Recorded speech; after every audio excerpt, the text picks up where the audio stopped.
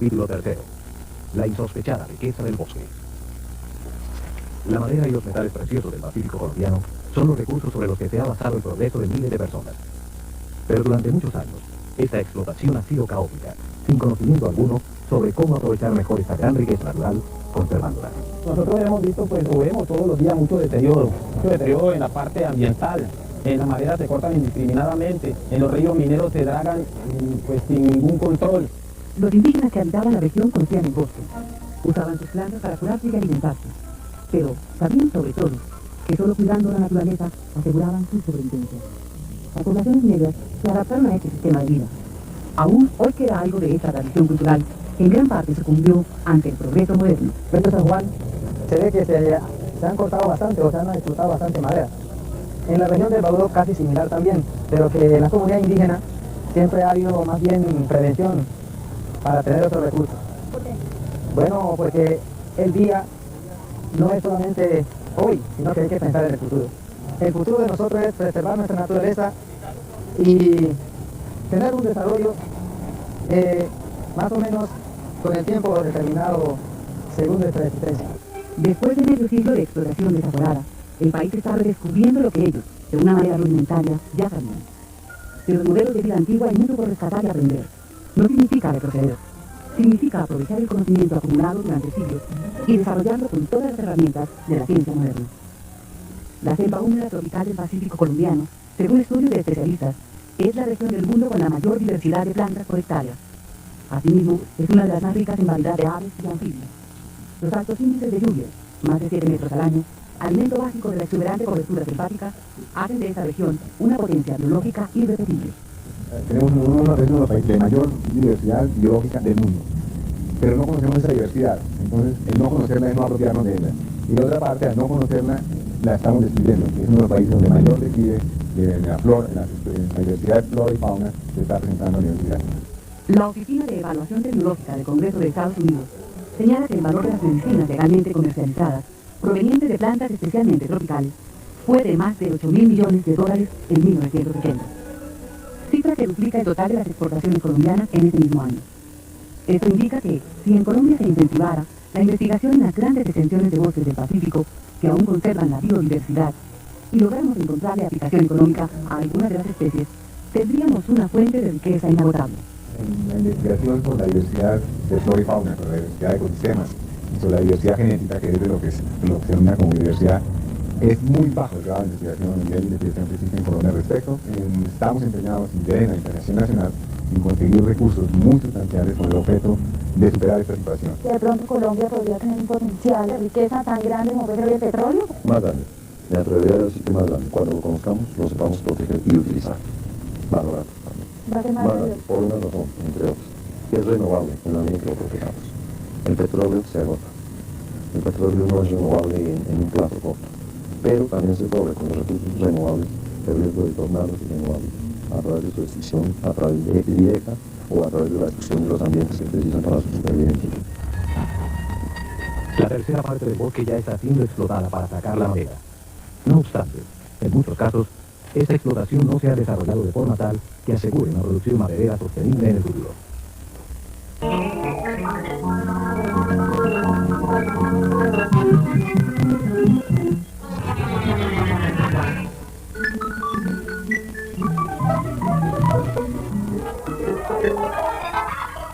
Existen dos razones principales por las cuales la gente tala los bosques del Pacífico: para abrir fincas y para vender la madera a cerrillos. Se corta la madera que es aprovechable, la que no se aprovecha la despejan los agricultores para cultivar el arroz, el maíz. Entonces también se hacen talas y esa tala se da para que se vayan mermando los árboles. Gran parte de las tierras que despejan los colonos para ganados y cultivos no es apta para estas actividades. Son terrenos de vocación forestal y solo le sirven al colono para una o dos cosechas. Las exigencias que el Estado hace para titular un baldío motivan al colono a arrasar los bosques. Este tiene que demostrar que ha explotado mínimo 2/3 partes del terreno para convertirse en propiedad. En el pasado contamos unas políticas, por ejemplo, de la reforma agraria, políticas de crédito agrario, que han sido tremendamente eficientes en destruir la selva húmeda tropical, por ejemplo, sin necesidad de haberlo hecho. Cuando se tala con el ánimo de extraer madera para la venta, con frecuencia se desconoce cómo hacerlo sin destruir el bosque. Después de talado, nacen unas especies de árboles y plantas pioneras y solo al cabo de 15 o 20 años comienza a poblarse con los árboles que tenía el bosque originalmente. Por la humedad y la clase de suelos, algunos expertos han encontrado que la mejor manera de recuperarlo no es reforestando, sino permitiendo su regeneración natural. Proyectos aún muy limitados, de empresas y de instituciones como Covechocó, el Plan de Acción Forestal, la Corporación del Valle del Cauca, han buscado orientar a los taladores para que exploten una parcela, después otra, y al cabo de 20 o más años puedan volver a la primera parcela, donde el bosque ya ha crecido. Además, que no se talen todos los árboles, sino que se saquen selectivamente. El otro grave problema es que más de la mitad de la madera que se saca queda en el mismo bosque o en los 160 ríos del Pacífico. Si bien el desperdicio de madera dentro del bosque ayuda a su recuperación, es demasiada la cantidad que se desecha. Hay mucho desperdicio porque aquí logramos trabajar con sierra circular. La sierra más productiva es la sin fin, pero pues una sierra de esa, el montaje es muy costoso. Al mismo tiempo, el tipo de maquinaria que se necesita es una maquinaria mucho más sofisticada que la que tenemos aquí en la actualidad, y por lo tanto, pues uno carece de esos recursos. Entonces tiene que manejarse aquí con lo que tiene. ¿No se puede hacer nada con ese desperdicio? ¿No se puede vender? Pues sí se podría hacer pensando en una fabriquita de tablets, pero hay quien lo financia. ¿Quién se lo financia hoy? Para eso el Estado no está. No existe para uno. Talar es un trabajo pesado y deja poca ganancia. La retribución es muy mala. Porque pues, la mayoría del personal, pues uno diga que va cortando lo que necesita, ¿no? Porque ya yo corto este palo que está bueno, otro día y lo corto, entonces voy a tumbarlo antes de que el otro día y lo corte. Entonces, eso nos la pasamos, no solo yo, sino están todos. Porque estamos muy controlados. No, aquí no hay modo de que la gente se separe por lotes. Uno hace un camino, otro en la madera y otro día y se mete por ahí, otra vez se mete 4 o 5 días y cuando la persona me dice el que hizo el trabajo a la definir y dice eso. La mayoría de los habitantes de la región no comercializan su propia madera, sino que hay toda una cadena de intermediarios hasta que llega a una ciudad. Trabajo fondoleando, levantando madera. ¿Cuánto le pagan por eso? Bueno, por este trabajo, como somos tres, están pagando 7.000 pesos para los tres. ¿Usted sabe para dónde va esa madera? Papelería, ¿Cómo cortan esta madera? con motosierra. Y la sacan las bestias. En estos momentos deben estar a salir 5 bestias con 10 palos. Y yo sé que estamos esperando para estar terminada esa día. El negocio es que uno la saca y la vende y listo. ¿Cuánta gente tiene cortando madera? Pues hay unos 5. ¿Y después usted la lleva a artesanal? No, yo la vendo aquí. Acá mismo la vende. ¿Y después negocio? Regular. ¿Usted le compra de la madera? Sí, el pago de caminado completo puede valer aquí por ahí para de 50. ¿Usted lleva para Pereira y Pereira? Pero si lleva Pereira, leña de aquí sale para Pereira, para el valle, hasta acá arriba. Y aquí llevan madera para Bogotá. ¿Y usted la siempre la vende? A ella es madera. Ah, sí. A ella es madera. Allá. Hay mucha divinidad aquí por encima del tren. Por aquí juega mucho la oferta y la demanda. Sí. Por el lado del Chocó viene madera, pero a 2 manos. Si nosotros pudiéramos comprar 2 viajes diarios compraríamos y inclusive a precios realmente bajos. Por ahí no hay ninguna empresa especializada de despachamaderas. Claro que los países, por aquí por este lado, domina toda la línea. Inclusive aquí en Pereira, de 100 años que pueden haber, 90 son de países. Y en Bogotá yo creo que también pasa lo mismo. Se supone que para explotar la madera y para transportarla, se requiere del permiso del INDEINA o de una corporación regional. Sin embargo, a pesar de los esfuerzos, el control del Estado es casi nulo. Nosotros trabajamos prácticamente, venimos y cortamos la madera y el tipo que venga aquí a sacar el día de madera tiene que traer el salvoconducto. Pero a ustedes no les requiere nada. A ustedes A nosotros no, a los que estamos explotando no. El año pasado iban los salvoconductos, como unos 500 salvoconductos vendieron hasta el 28 de noviembre. Compramos los salvoconductos. Hasta ahí yo estaba recorriendo y ya dijeron que no vendía ni uno más. Entonces la gente siguió explotando la selva, pero ya no quedaba nadie con ¿Los vende dinero por cuánto? no sé, los usuarios. Aquí vamos uno saca una licencia de un monte o allí le pasan una licencia a usted Maldío, salvo con esto, en la oficina de la corporación, el impuesto el pago de la madera por metros, que saque usted, la ventaja para ellos y todo, a los empleados. Ahí vamos, un conduce tiene un costo de 18.000 pesos aquí, ¿no? 18.000 pesos más el conduce para el viaje que lleva también. Grandes compañías comerciales también explotan la madera del Pacífico en concesiones otorgadas por el Estado. Por ejemplo, en la zona del Bajo Atrato está una empresa de Pisano que saca principalmente el árbol nativo para la confección de triplex. De esta especie se aprovechan exclusivamente los individuos con diámetros superiores a los 50 centímetros. En esos procesos, para desarrollar este tipo de aprovechamiento, se ha implementado, se ha desarrollado una tecnología altamente sofisticada, con recursos, con bienes de capital, intensa en bienes de capital, que ha permitido hacer que el aprovechamiento tenga un mínimo de impacto en el sistema ecológico. Esta compañía trabaja en gran parte con empleados directos, pero también le compra madera a un contratista que tiene su propio acerrío en Vigía del Fuerte. ¿Cuánta gente le compra madera? A toda la gente que vive sobre la ribera, cada vez que tienen oportunidad de hacerlo, porque esto solo se puede dar cada vez que hay inundaciones. ¿Qué va a pasar cuando se acabe la madera? Pues tendremos que abandonar esto, será porque no ha habido preocupación de parte del Estado para que se reforeste. ¿Ustedes no reforestan? ¿Ustedes no siembran? A nosotros nos cobran una tasa de reforestación, pero no lo hacen. Y nosotros pensamos que cuando se nos cobran un salvoconducto para que el Estado la haga. ¿Sí? Pisano sí ha venido desarrollando un ambicioso proyecto de reforestación en el Magdalena Medio. Un bosque de 25.000 hectáreas para aprovechar en 20 años. No obstante, en Chocó, según autoridades de la región, solo hasta hace poco la compañía se ha involucrado en proyectos para un manejo adecuado del bosque. Pero para el presidente de Pisano, esta preocupación no es reciente. Nosotros llevamos bastante más de 10 años investigando muy a fondo la regeneración del bosque natural. Se han iniciado planes piloto de reforestación en zonas donde la colonización ha destruido el bosque por medio del fuego y el establecimiento de ganaderías. Y últimamente hemos presentado a Planeación Nacional un proyecto de manejo integral de estas zonas, que comprende desde investigación forestal, aprovechamiento selectivo, reforestación, manejo del bosque residual y mejoramiento social de la comunidad.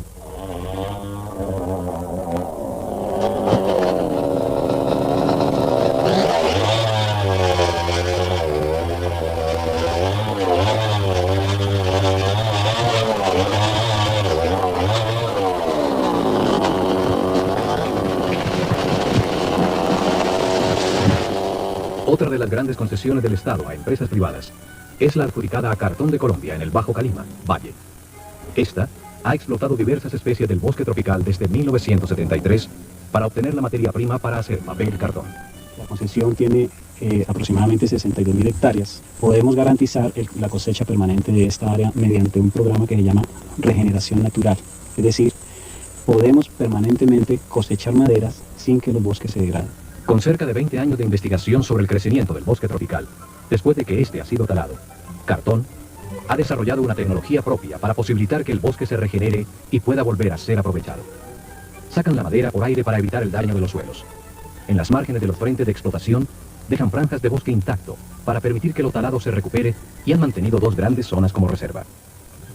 Aunque en un principio se creyó que el bosque se recuperaría cada 30 años, lo que dura la concesión.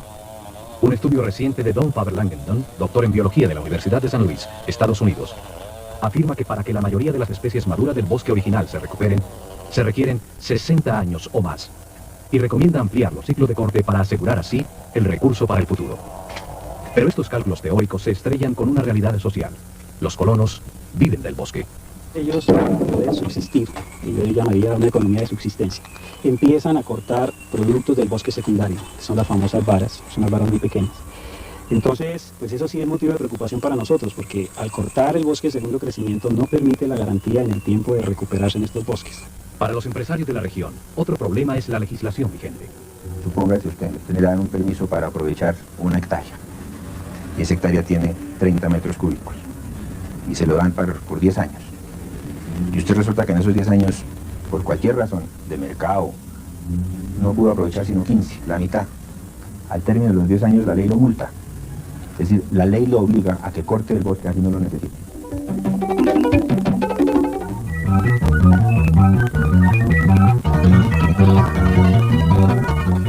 Dentro de la enorme riqueza de la región están también los yacimientos de oro y platino. Los mineros emplean 3 métodos para extraer los metales: el mazamorreo, la extracción con dragueta y la más avanzada, la explotación con retroexcavadora. Según el Ministerio de Minas, unas 150.000 personas en el Pacífico colombiano derivan su sustento de esta actividad. La explotación del oro con retroexcavadoras es particularmente dañina. Ha acabado con kilómetros de vegetación, desvía el curso de los ríos y contribuye a su sedimentación. En Condoto, Chocó, el afán por sacarle provecho a una mina ha causado además un grave problema de salud pública. Dentro del contrato uno pone una cláusula para que ellos, después que hacen el trabajo, van a rellenando. No obstante, ellos no rellenaban todo. Dado el caso que aún la gente le faltaba, digamos, como más conciencia para saber que al quedar eso así quedaba inútilmente. Eso traía, digamos, unos pozos que en realidad la epidemia se podría presentar en cualquier momento, como se ha presentado. Actualmente aquí hay una cantidad de personas que están sufriendo mucho del paludismo. ¿Usted en algunas ocasiones se ha rellenado lo que abrió? Por ahí la parte, inclusive, con tiempo se podía mirar. Y ha sido parte de ejemplo, pero entre lo que vemos también vemos mucho que muy poco nos gusta. A veces como cumplir eso y en realidad se debe hacer. Donde todo se plane, el pueblo debe quedar agradecido porque se explotó y se recuperó la tierra. Ya estamos tomando correctivos a eso. Tan así que el minero que vaya trabajando a partir del domingo pasado ya están arreglando su... Claro que se ve así, que usted lo mira así, puesto que ya el trabajo ha sido de mucho tiempo, pero vamos a arreglar eso. Muchos de los mineros del Chocó se han venido de Antioquia huyéndole a la violencia. Han traído con ellos la técnica de la explotación del oro con mercurio. Este va a dar a los ríos y los contamina. La riqueza de los bosques tropicales del Pacífico no consiste solamente en la madera y los metales. Tenemos uno de los patrimonios biológicos más ricos del planeta.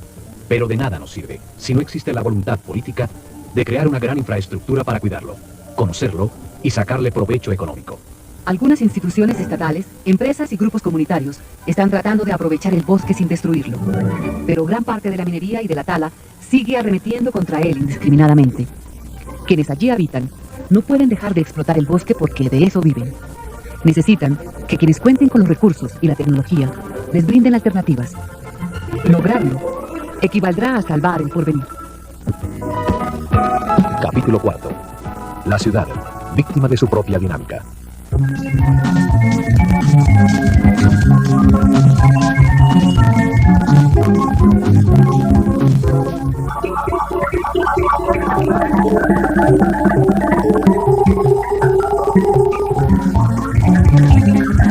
Si usted habita en cualquier ciudad colombiana, los próximos 20 minutos con seguridad le mostrarán que la ecología no es un invento de unos cuantos románticos, sino que es una realidad que atañe sobre todo a los habitantes de las ciudades.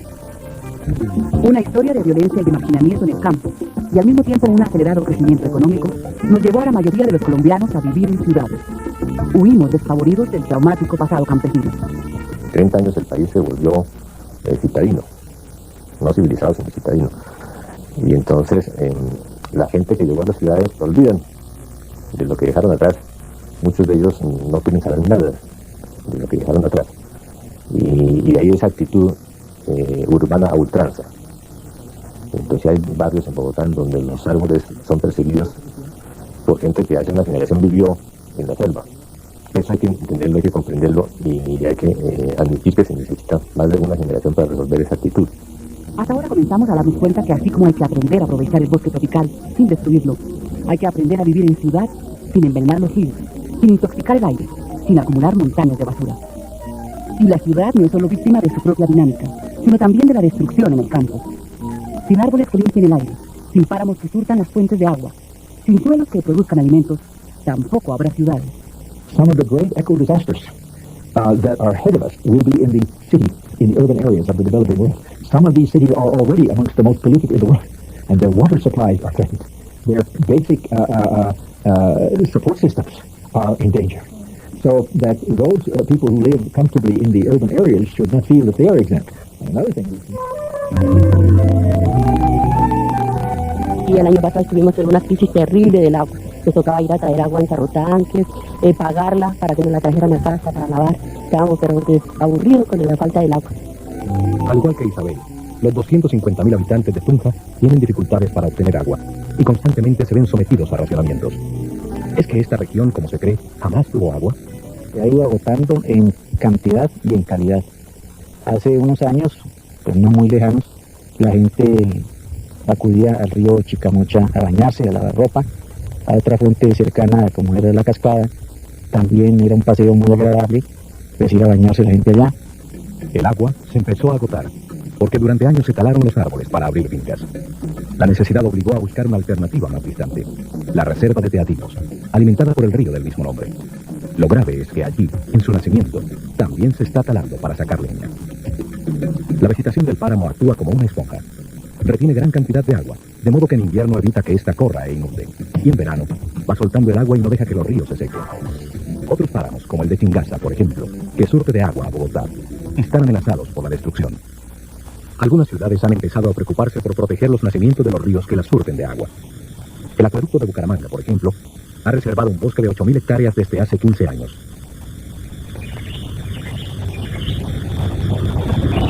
En la lucha por conservar la meseta sobre la que está localizada y que sufre de severa erosión, esta ciudad se convirtió en una de las pioneras en el trabajo ambiental.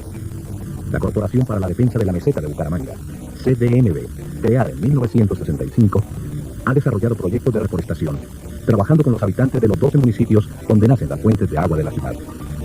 Cerca a la población de Lebrica, donde el monocultivo de piña estaba acabando con los suelos y secando la quebrada La Angula, que abastece de agua al municipio, la CDMB y los campesinos han desarrollado nuevos cultivos de árboles frutales y maderables y han creado cooperativas para comercializar los productos. En vista de la escasez de agua es que la gente piensa en sembrar. ¿Cuántos árboles están sembrados? Más o menos en total, lo que lleva. En total van como 300 y mucho. ¿Qué árboles? Sí. Pues tiene que sembrar móncoro. Aquí no sirvió. Esto le debería el gobierno ayudarle al que arboliza una física. Uno vive de esperanzas. Y de esperanzas muere. Sí. Pero sí, esto le hace falta que el gobierno en realidad. Y los impuestos, es que los impuestos está aquí yo pagaba 29.000 pesos de impuestos al año. Y van en 350 pesos ya. Las aguas negras de Pereira van a dar la mitad al río Otuno y la otra mitad al río Conzota. Este último desemboca en el río La Vieja, y unos metros más abajo está la bocatoma del acueducto de Cartago, Valle. Para esta ciudad resulta altamente costoso y en ocasiones imposible hacer potable el agua que, además de los desechos que vienen de Pereira, recibe en época de cosecha del café la pulpa de los beneficiaderos. ¿Qué ha pasado cuando Cartago ha tratado de protestar, de decirle a Pereira no bote sus aguas negras en el río? Bueno, desafortunadamente no hemos sido oídos en ningún momento. Parece que todavía hay un centralismo de regionalismo, ¿no? Parece que aguas abajo no viven otros colombianos más, ¿sí? Y entonces parece que eso lleva a esta serie de desigualdades, ¿no? La capital risaraldense inició la construcción de colectores de aguas negras pensando en una futura planta de tratamiento, pero no se ha logrado finalizar la obra. La Federación Nacional de Cafeteros de Colombia, como ya lo hemos dicho, está invirtiendo una millonaria suma para evitar, entre otras cosas, que la pulpa del café siga contaminándolos. En el sur de Bucaramanga, la CDMB construyó unos colectores que evitan que las aguas negras caigan a las quebradas que atraviesan la ciudad y las conducen a una planta de tratamiento. Esta obra, la única en su género en el país, le devolvió la placidez de sus quebradas a los bumangueses. La contaminación ha cobijado todos los estratos sociales de la ciudad, de los barrios más pobres hasta los de más alta clase. Antes de que nos hiciera las obras la corporación, la quebrada nos afectaba terriblemente por los olores, dado que era una quebrada donde recibía todas las aguas negras de los demás barrios y de las quebradas afluentes al mismo. La quebrada fue canalizada, ¿no? Y debido a eso lo que es moscos y todos los malos olores se han ido, casi en un 100% ya. O sea, cuando llegamos aquí al barrio la quebrada no estaba canalizada y pues poco se hacía deporte. En este momento jóvenes, adultos, realmente salimos hasta en eso a mejorar, ¿sí? Y en cuanto a la siembra de árboles, pues todos hemos colaborado. En la planta de tratamiento de aguas residuales de Río Frío, se procesan las aguas negras de 160.000 de los 600.000 habitantes que tiene el área metropolitana de la ciudad. Tuvo un costo de 3.000 millones de pesos, suma que ascenderá a 10.000 millones cuando se traten todas las aguas, con reactores que aceleran la descomposición de la materia orgánica y unas lagunas de oxidación. Esta planta le devuelve las aguas al Río Frío, recuperadas en un 90%. Sin embargo, la planta de tratamiento no limpia toda la contaminación química. Por ejemplo, los detergentes, que en su mayoría toman años en desaparecer, siguen cayendo al río, saboteando en gran parte este esfuerzo. La mayor parte de la materia prima con la que se fabrican los detergentes es producida por Ecopetrol. Ha habido presión para que esta empresa cierre su planta o comience a producir insumos más amables con el ambiente, es decir, biodegradables. Un detergente biodegradable tiene importancia para evitar el complemento de contaminación que hace aguas buenas, aguas malas. No tiene ningún efecto adicional en las aguas malas. Si nosotros suprimimos los detergentes no biodegradables y los cambiamos por biodegradables, la situación de nuestras aguas va a seguir siendo fundamentalmente igual en el corto plazo. No consideramos entonces que sea prudente ni que aporte ningún beneficio hoy el cierre de la planta, pero tenemos que tener la planta que necesita el país en un futuro. Mientras se sigan sacando al mercado detergentes que tardan mucho tiempo en degradarse y los ciudadanos no se preocupen más por consumir productos que no contaminen, la recuperación de los ríos será cada vez más costosa y también lo será el agua potable. Mucho más grave y difícil de eliminar es la contaminación por desechos industriales. Las curtiembres, las licoreras, las fábricas de químicos, las refinerías y muchas más industrias contaminan.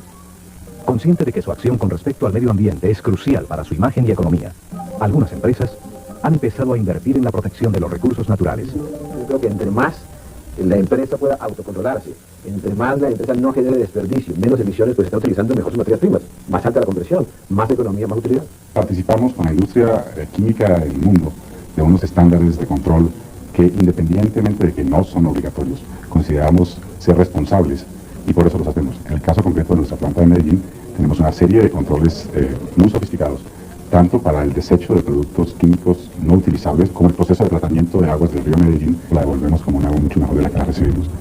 En Medellín este caso es más bien excepcional.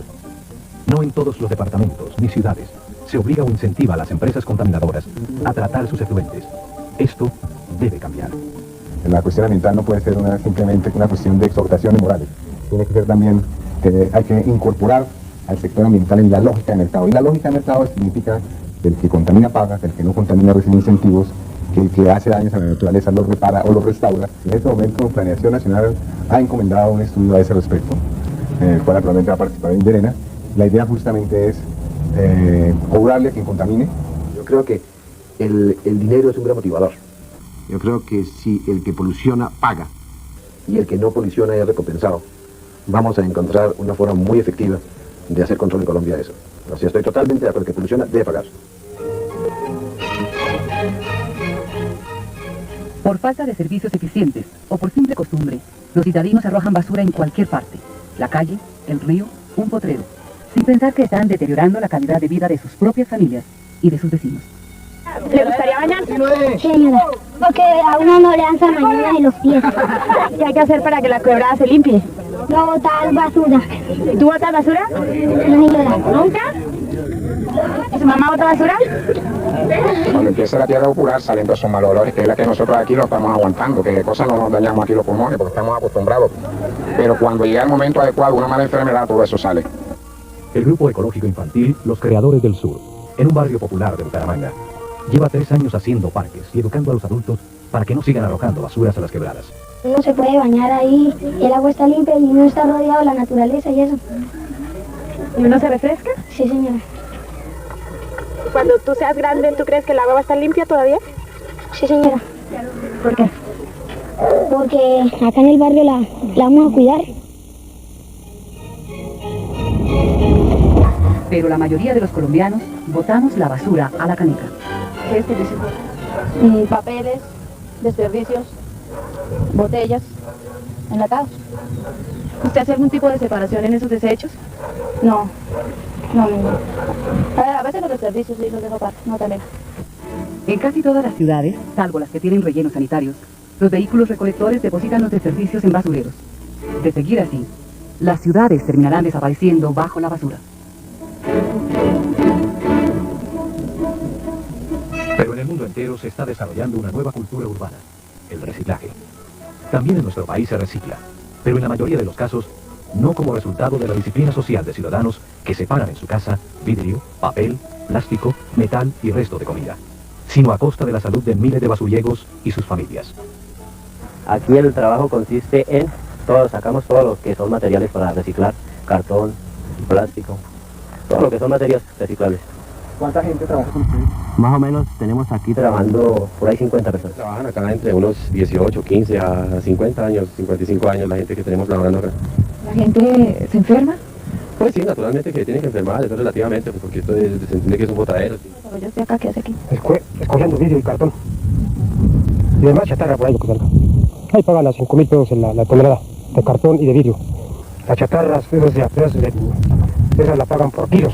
Realmente la gente nomás el cartón y el vidrio sí lo llevan para botar, realmente. Pero hay quienes quieren cambiar las cosas. Funde Reciclaje, una entidad privada con apoyo de la Cámara de Comercio, trabaja en Cali para recoger la basura en las fuentes donde se produce. Para esta fundación, el lema es: lo que usted llama basura no es ninguna basura. La fundación entrega gratis bolsas verdes para el reciclaje. Al basuriego le queda así más fácil recolectar y vender los materiales a las fábricas que los utilizan. Su trabajo se humaniza y se educa a la comunidad. Para completar el ciclo, se requiere que, por ejemplo, quienes producen los desechables reutilicen los plásticos en sus procesos productivos. Se ha criticado y se ha dicho que se incentiva a la gente para usar desechables, pero no se dice qué hacer con esos desechables. Y en ese sentido, ¿cuál es la posición de Natalia? Sí, el asunto de desechables y que se hace con materia prima nuestra, con polistireno, es más que todo enfocado en la higiene de la gente. Pero definitivamente sí estamos nosotros muy interesados en hacer y promover, como se hace ahora con Acoplásticos, en que dado partir proactivamente, buscar el reciclaje de esos productos, poder recogerlos nuevamente y convertirlos nuevamente en materiales plásticos de utilización. El humo de las fábricas, que nos afecta mucho, que nos ayuda mucho con gripa, y también la ropa se designa mucho, todos los pisos andan muy tiznados porque el cisne lo afecta mucho a uno. A ellos les persigue mucho la gripa y la tos, y ellos expulsan todo lo que expulsa está negro. Entonces, de tanto humo, ellos viven enfermos. Fábricas y vehículos contaminan la atmósfera de Bogotá, Barranquilla, Cali, Medellín, Sogamoso y otras ciudades del país. Por años, las autoridades no han controlado las emisiones de tóxicos. No obstante, según el presidente de Ecopetrol, ya se ha dado un paso importante para descontaminar el aire que respiran los colombianos. Colombia es el primer país en América Latina que está tomando ese compromiso hacia las gasolinas llamadas verdes, o sea, las gasolinas que no contaminan, y estamos eliminando el principal de los contaminantes para la vida humana, como es el plomo. ¿Ya hoy en día la gasolina no tiene plomo? La gasolina ya no tiene plomo en Colombia. Recientemente, en Bogotá, una misión japonesa dotó a la ciudad de equipos para medir la calidad del aire. Se encontraron sustancias altamente tóxicas, como partículas de plomo. Estos hallazgos han llevado a la alcaldía a ordenar el cierre de varias fábricas que operan en la capital. ¿Usted por qué contamina? Esa pregunta sería buena hacérsela a los que inventaron los tubos, no a mí, y a los que inventaron el carbón. Porque yo no es que quiera contaminar, ni contamine por arbitrariedad mía, sino que el trabajo mío hay que cocinar un barro. Y la forma más viable en estos momentos y en pleno siglo XX es con carbón. En ningún momento el gobierno ha dado unas alternativas viables para el pequeño o mediano industrial. Las alternativas que hemos presentado nosotros, tubos Gresa, y lo que se ha instalado es lo único que se ve funcionando, ciclones, porque no hay nada más en Colombia. El control no debe ser solo policivo. El Estado debe otorgar plazos a todas las empresas, pequeñas y grandes, para que busquen mecanismos de control a sus emisiones de gases tóxicos. Una empresa que ha operado toda su existencia contaminando requiere de tiempo para adaptarse a un nuevo modelo de desarrollo. Hemos visto a lo largo de este especial cómo en los últimos años se ha generado mayor conciencia sobre la necesidad de encontrar métodos de desarrollo que no destruyan. Ya está en proyecto el Ministerio del Medio Ambiente, que busca darle estatura política a la gestión ambiental. Ya la Constituyente aprobó unas normas que hacen a los funcionarios públicos responsables del cuidado del patrimonio natural colombiano. Es el momento preciso para que los ciudadanos se apropien del tema ambiental y darle así respaldo político a todas estas iniciativas. Si los colombianos continúan formando grupos de acción ecológica, si comienzan a exigirle a sus dirigentes que el tratamiento de aguas negras o la reforestación de las cuencas de los ríos son servicios públicos básicos más esenciales que el acueducto o el alcantarillado, si le reclaman al Estado que sus políticas sean coherentes con el desarrollo sostenible, si en la misma medida los consumidores premian a quienes hacen industria sin ofender la ecología y castigan al contaminador comprando o no sus productos, lograremos crear un medio para el ambiente.